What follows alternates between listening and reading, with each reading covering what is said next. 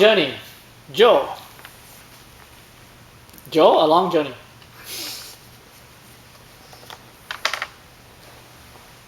In my first year of middle school, my teacher sent me to my first speech contest.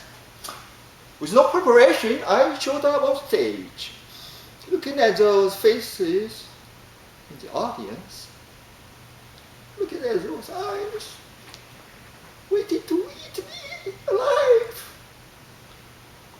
Mute and feeling like an absolute idiot.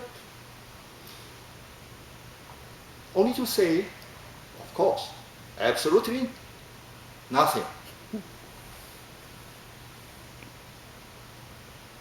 I got my instant fame, only to become a victim of glossophobia or stage fright.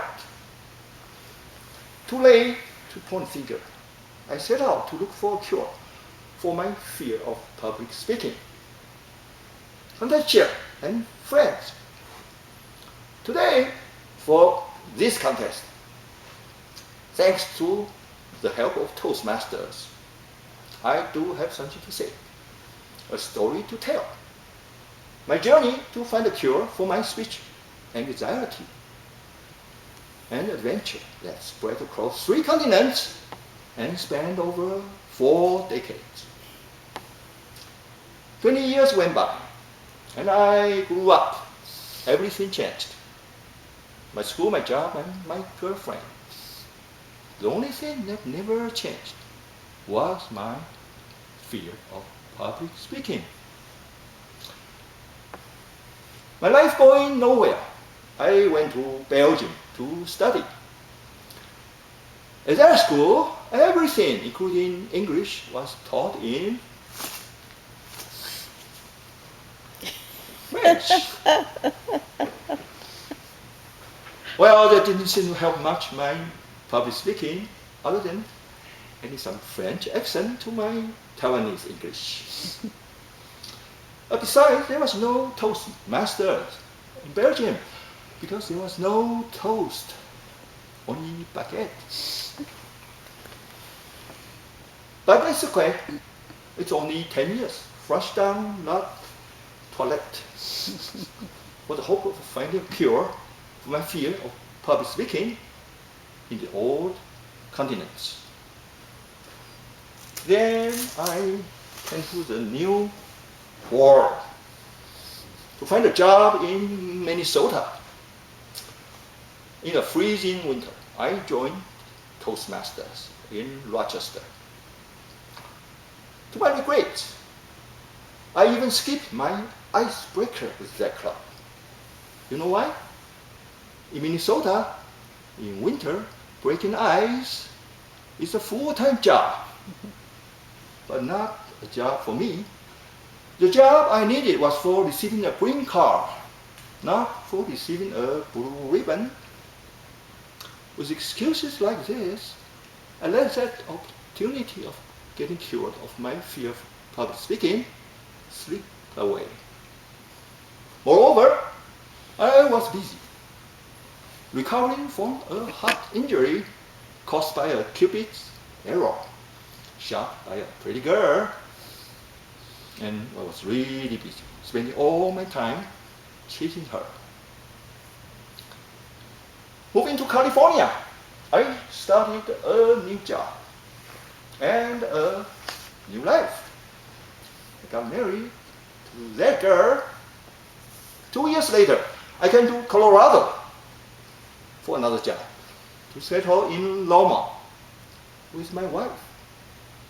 In the meantime, I continued my efforts to cure my incapacity and also to cure my wife's infertility. But nothing happened. But fertility.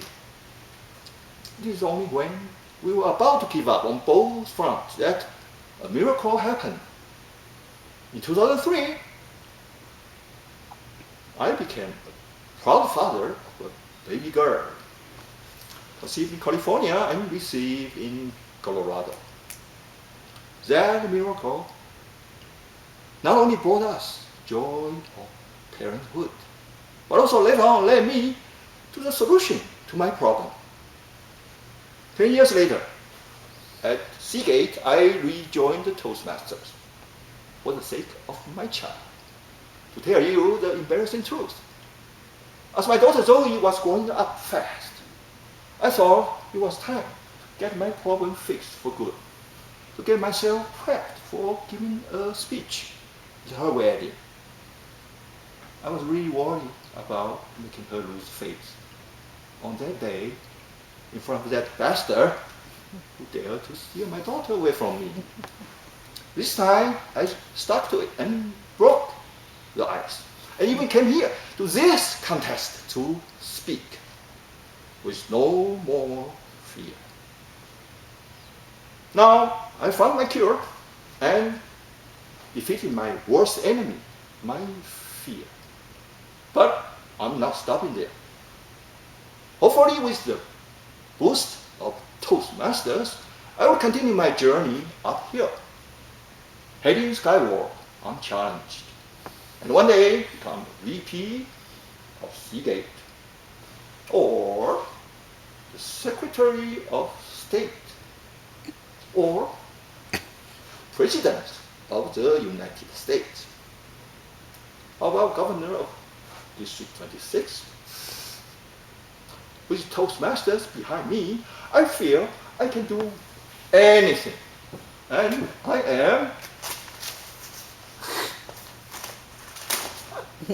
unstoppable. Thank you. On this chair.